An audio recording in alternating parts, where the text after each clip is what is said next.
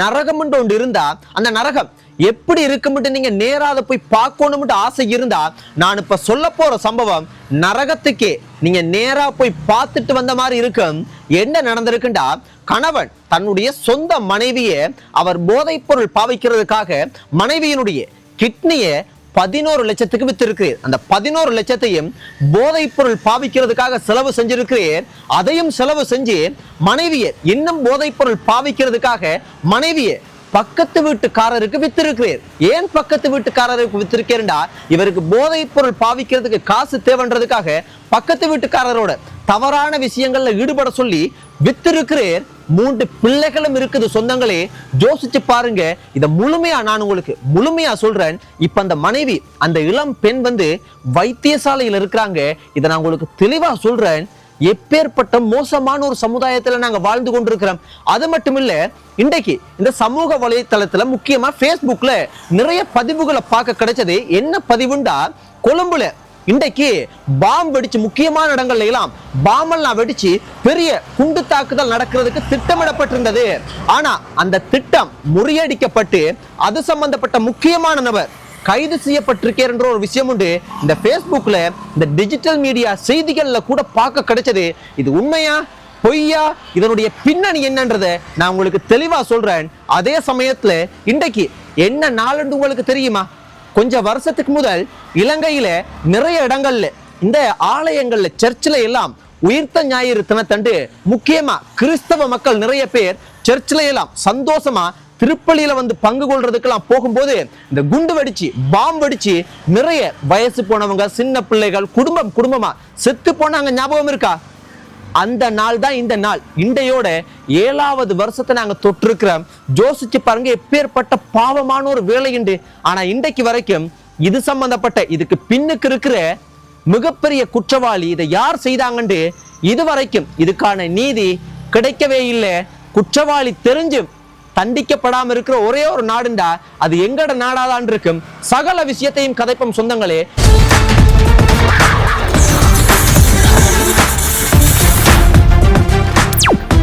இந்த மனைவியினுடைய விஷயத்தை பார்க்கும்போது எனக்கு உண்மையாவே சில ஆட்கள் Facebookல கதைச்சிருந்தாங்க, யூடியூப்ல கதைச்சிருந்தாங்க, சில செய்திகள்லையும் பார்க்க கிடைச்சது. அதை பார்க்கும்போது நான் ஒரு மனுஷனால இப்படி செய்யவே முடியாது, இது உண்மையா அப்படின்றத கொஞ்சம் நாங்க பார்ப்போம். நானும் கொஞ்சம் தேடி அலசி ஆராய்ஞ்சேன். உண்மையாவே நான் அது உண்மைன்றது தெரிஞ்சோன்னா நான் என்ன தெரியுமா யோசிச்சேன், ஒரு மனைவிய கிட்னியை வித்து பக்கத்து வீட்டுக்காரருக்கெல்லாம் வித்து போதைப் பொருளுக்காக அதுவும் ஒரு கணவர் செய்கிறேன். 3 பிள்ளைகளை பெத்து எடுத்திருக்கிறாங்க. எப்படி இதை செய்ய முடியும் அப்படின்னு யோசிக்கும் போது எனக்கு என்ன தெரியுமா தோணுச்சு, நாங்கள் இதுக்கு முதல்ல ஏதோ ஒரு ஜென்மத்துல நாங்கள் வாழ்ந்து பாவம் ஏதாவது பெரிய பாவங்கள் செய்து அதுக்கு தண்டனையா இந்த பூமியில நாங்க எதுவும் வாழ்றோமோ அப்படின்ற மாதிரி இருந்துச்சு. நாங்க இப்ப வாழ்றது ஒரு நரகத்துலதான் வாழ்ந்து கொண்டிருக்கிறோமோ, தண்டனை தான் நாங்க அனுபவிச்சு கொண்டிருக்கிறோமோ அது போல தோணுச்சு. நடக்கிற சம்பவங்கள் ஒவ்வொரு நாளும் சமுதாயத்துல பார்க்கும்போது மனிதர் தான் செய்யறாங்களா இல்லண்டா மனித ரூபத்துல சாத்தான் வேற யாரும் செய்யறாங்களான்ற மாதிரி இருக்கு. இப்ப இந்த விஷயம் என்ன நடந்திருக்குண்டா, இந்த சம்பவம் கண்டி மாவட்டத்துல அளவதகோட அப்படின்னு சொல்லப்படக்கூடிய ஒரு பகுதிக்குட்பட்ட இடத்துலதான் இந்த சம்பவம் நடந்திருக்குது. என்ன விஷயம்டா, ஒரு ஆட்டோ நபர் ஒருத்தர் வீதியால போகும்போது கண்டியில ஒரு ஏரி மாதிரி இருக்கக்கூடிய குளம் மாதிரி இருக்கக்கூடிய இடத்துல ஒரு அக்கா ஒருத்தவங்க தவறான முடிவெடுத்து அங்கிருந்து குதிக்கிறாங்க தண்ணிக்குள்ள. ஆனா அந்த ஆட்டோல போன ஒரு நபர் பார்த்து அந்த அக்காவை ஒரு வழியா காப்பாத்தி வைத்தியசாலையில கொண்டு போய் அவங்களை அனுமதிச்சிருக்கிறாங்க. அவங்க ட்ரீட்மெண்ட் எடுத்து கொண்டிருக்கிறாங்க. மனநல பிரிவுலையும் பாத்தீங்கன்னா அவங்க இருக்கிறாங்க. அப்ப அங்க இருக்கிற வைத்தியர்கள் கவுன்சிலிங் சில விஷயங்களை எல்லாம் செஞ்சு ஏன் இப்படி நீங்க தவறான முடிவெடுத்தீங்க என்ன ஏதுன்னு கேட்கும்போது அந்த மனைவி சொன்ன விஷயத்தை தான் நான் உங்களுக்கு இப்ப சொல்ல போறேன். அந்த மனைவி, அதாவது அவங்களுக்கு 3 பிள்ளைகள் இருக்கிறாங்க. அவங்களுக்கு 3 பிள்ளைகள், அழகான பிள்ளைகள், கணவன், மனைவி, ஒரு அழகான குடும்பம். தொடக்கத்துல இருந்து எல்லா குடும்பத்திலையும் வர்றது போல சின்ன சின்ன பிரச்சனைகள், சின்ன சின்ன சண்டைகள் வந்தாலும் பெரிய அளவுக்கெல்லாம் பாதிப்புல அழகா தான் வாழ்ந்திருக்காங்க. ஆனா என்ன நடந்திருக்குன்னா, கணவன் இப்ப உங்களுக்கு தெரியும் இந்த போதைப் பொருள்ன்றது இளம் சமுதாயத்தை சீரழிக்குது.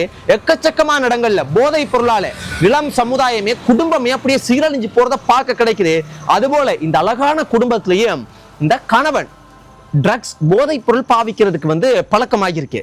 தொடக்கத்துல வேலைக்கு போனவர் வேலைக்கு போகாம நிறுத்தி வீட்டுல சண்டைகள் பிடிச்சி வீட்டுல இருக்கிற இந்த கொஞ்சம் சாமானையெல்லாம் விற்க வலிக்கிட்டு போக போக அதிகமாக போதைப் பொருள் பாவிக்க விளக்கிட்டு போதைப் பொருளே இல்லண்டா ஒன்றுமே செய்ய முடியாத அளவுக்கு வேலைக்கு போறதெல்லாம் நிறுத்தி போதைப் பொருளுக்கு அடிமையாகி ஒரு கட்டத்துல வீட்டுல பெரிய பிரச்சனைகள் சண்டைகள் எல்லாம் வந்து மனைவியால சமாளிக்கவே முடியல.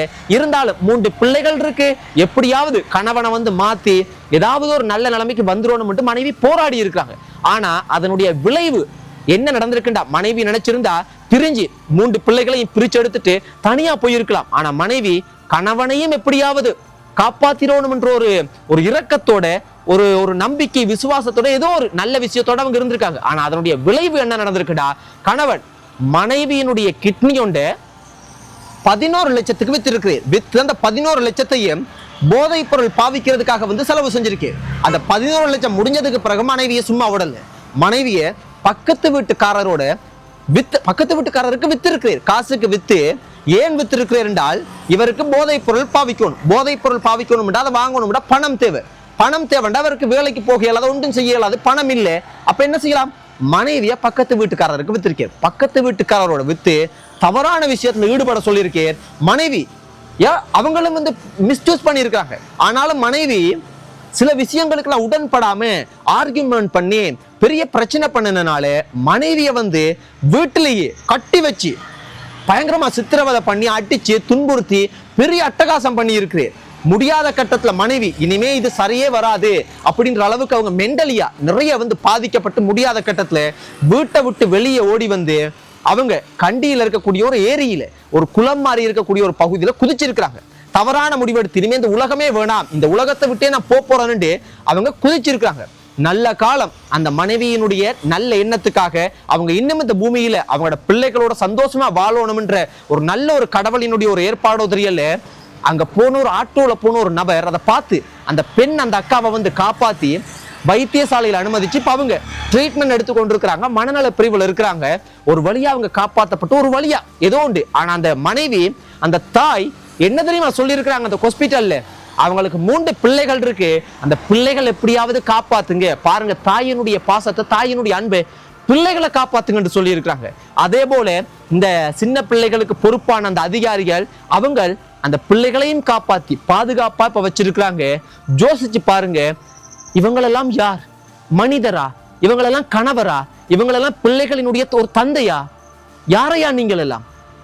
இதுதான் நான் சொல்றேன். ஒவ்வொரு நாளும் போதைப் பொருள்ன்றதை தெரிஞ்சோ தெரியாமலோ தொட்டா வாழ்க்கை நாசம். அவங்களோட வாழ்க்கையின் நாசமாகி மனைவி, பிள்ளைகள், குடும்பம், குட்டி, சொந்த பந்தம் எல்லாம் அப்படியே சீரழிஞ்சு போயிடும். அதனால கடும் கவனமாக இருங்க சொந்தங்களே. போதைப் பொருள் அப்படின்றத தொற்றாதீங்க. பெற்றோர்களே தொடக்கத்திலேயே உங்களோட பிள்ளைகள் யாராவது அறிகுறிகள் இருந்தா நல்ல நீட்டா இருப்பாங்க, சுத்தமா இருப்பாங்க, போதைப் பொருள் பாவிச்சு அழுக்கா இருப்பாங்க, பல் விளக்க மாட்டாங்க, அவங்கள பார்த்தாலே உங்களுக்கு பிடிபட்டுரும். இது எந்த மகனாண்டு யோசிப்பீங்க. அதனால இப்பவே தொடக்கத்துல அறிகுறிகள் இருந்தா பிடிச்சிருங்க, அதை தான் சொல்லுவேன்.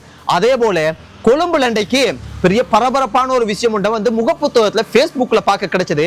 இன்றைக்கு கொழும்புல நிறைய முக்கியமான இடங்கள்ல எல்லாம் பாம் வெடிச்சு பெரிய ஒரு அசம்பாவிதம் நடக்கிறதுக்கு திட்டமிடப்பட்டிருந்தது. ஆனா அது முறியடிக்கப்பட்டு அதற்கு பின்னுக்கு இருக்கக்கூடிய மிகப்பெரிய குற்றவாளி கைது செய்யப்பட்டிருக்கிறார் அப்படின்ற ஒரு செய்தியை நிறைய நபர்கள் இந்த பேஸ்புக்ல வந்து பதிவிடுறதை பார்க்க கிடைச்சது. சில உத்தியோகபூர்வமான மீடியாக்கள் இல்ல, சில டிஜிட்டல் மீடியாக்கள்ல, சில சாதாரண இந்த மீடியாக்கள்ல எல்லாம் செய்திகள் எப்படி வந்துச்சுண்டா இதே மாதிரி செய்திகளை பார்க்க கிடைச்சது. அப்ப நான் யோசிச்சேன், இது உண்மையா பொய்யா? இதை கொஞ்சம் நாங்களும் சும்மா கண்ட மாதிரி கதைக்க கூடாது என்று பார்க்க போனா இது அரசாங்கத்தினுடைய தரப்புல என்ன பதில் சொல்லியிருக்காங்கடா, இது சம்பந்தப்பட்ட பொறுப்பான ஊடக பேச்சாளர் போலீஸ் அதிகாரி அவர் என்ன சொல்லியிருக்கார் என்றால், இது மிக மிக ஒரு பொய்யான தகவல், பொய்யான ஒரு தகவலை வந்து பரப்புறாங்க, இது மிகப்பெரிய ஒரு குற்றம், இது மிக மிக ஒரு தவறான பொய்யான செய்தி என்றதை சொல்லியிருக்கிறார். அதை அவர் உறுதிப்படுத்தி இருக்கிறார். ஆனால் ஒரு நபர் கைது செய்யப்பட்டிருக்கிறார். அதாவது ஒரு முக்கியமான ஒரு குற்றவாளி என்று சொல்லப்படக்கூடிய நபர். அவர் யாருண்டா, காஞ்சிப்பாணி இம்ரான் என்று சொல்லப்படக்கூடிய இந்த உலக பாதாள குழுக்கள் என்று சொல்லுவாங்க. அப்பேற்பட்ட பெரிய தாதா அவர். அவரோட தொடர்பில் இருக்கக்கூடிய ஒரு நபர் வந்து கைது செய்யப்பட்டிருக்கிறார். முக்கியமான ஒரு பிரிவால வந்து அவர் கைது செய்யப்பட்டிருக்கிறார். அது உண்மைதான், அந்த விசாரணைகள் நடக்குது. ஆனா அதுக்காக இப்ப சொல்லப்படுற வதந்தி விஷயங்கள் சமூக வலைதளத்துல அதை நம்ப வேண்டாம், அது பொய்யான தகவல் என்று சொல்லியிருக்கேன். இருந்தாலும் என்ன ஏதுன்றது அடிமட்டத்தில் உள்ளவங்களுக்கு தான் தெரியும். அது உள்ளுக்கு இருக்கிறவங்க தான் என்ன நடக்குதோ எனக்குண்டா தெரிய மாட்டேங்குது. இந்த விஷயத்தையும் பார்க்க கிடைச்சது சொந்தங்களே. ஆனா இன்றைய நாள் என்ன நாள் உங்களுக்கு ஞாபகம் இருக்கா?